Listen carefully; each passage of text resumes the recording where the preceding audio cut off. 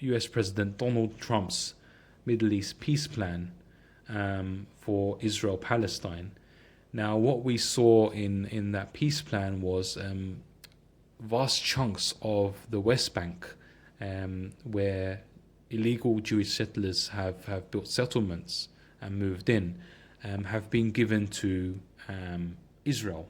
They will be annexed by Israel, and that includes the Jordan Valley.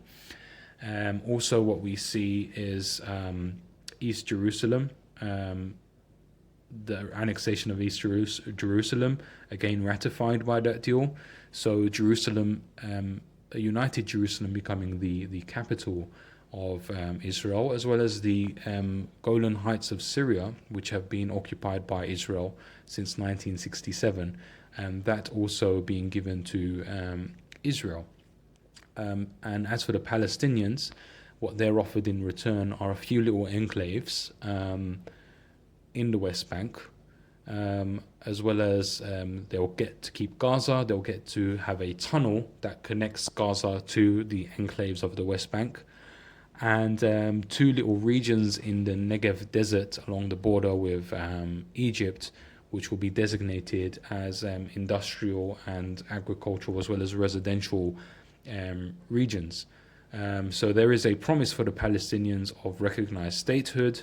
There is a promise of economic development, but what there isn't is a promise for the millions of Palestinian refugees who have been forced out of their homes by Jewish settlers, who have winded up in various countries, namely Jordan. There is no promise of them returning to their homes.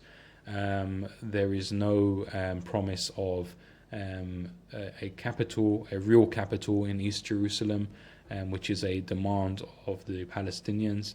And again, vast swathes of territory in the West Bank will be given to the Israelis. So Israel will have complete security, control over the West Bank. They'll have control of movement. They'll have control of the roads.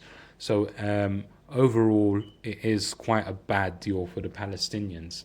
However, due to the Iranian threat in the region, what we're seeing is many Arab countries, namely Saudi Arabia, who see Iran as a threat to their national interests more than Israel, are actually encouraging the Palestinians to accept the deal. Even Egypt, for example, Egypt has expressed its support for the deal, whereas some other Arab countries do not see the deal so favorably.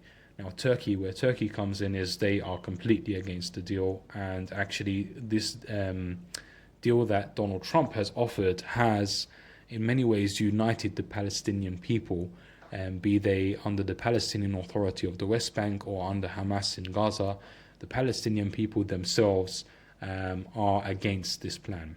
They have rejected the plan. They say it's a plan. The plan basically seems like it was just drawn up completely by the Israelis, and they've actually cancelled the Oslo Accords of 1995, which set the agenda for peace talks and negotiations and regarding a two-state solution. So that's off the table now. But all of this is happening in the lead up to Israeli elections, I believe on the 2nd of March. Now, on Sunday, that's tomorrow, the Israeli parliament is going to be voting on the annexation of the West Bank.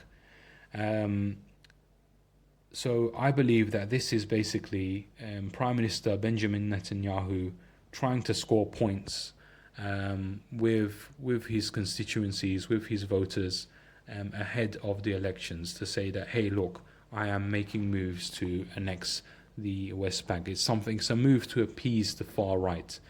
And also Netanyahu, as he enters these elections, he has actually recently been indicted for charges of bribery and corruption. So that's ongoing. So what Netanyahu really is doing here is he's trying to distract the attention away from his corruption and bribery case and shift focus to a more populist narrative that will be beneficial for him and gain him votes in the run-up to the Israeli national elections. But where it goes from there, I'm not too sure. Jared Kushner, who is a supporter of this plan, in fact, many people believe that he was the brains behind the plan. He's the son-in-law of Donald Trump, for those of you who don't know. He is encouraging the Israelis to hold off the vote for the annexation of the West Bank until after the elections. But regardless of when and if that vote actually takes place, this plan has really caused a stir in the entire Middle East. And if there is any move, I believe, to annex the West Bank, to implement this plan before the Palestinians have even really engaged with the plan and discussed it among themselves and come up with a joint statement, I believe it could be pushing the Palestinians and the whole region actually to another intifada, another uprising against Israel. And I believe that this may actually be the intention of the plan itself, to stir tensions, to create a conflict that Israel is prepared for and Israel is in a position to win, and weaken the Palestinians further and force them to give more concessions on any future negotiations that may take place in the future regarding a power sharing deal.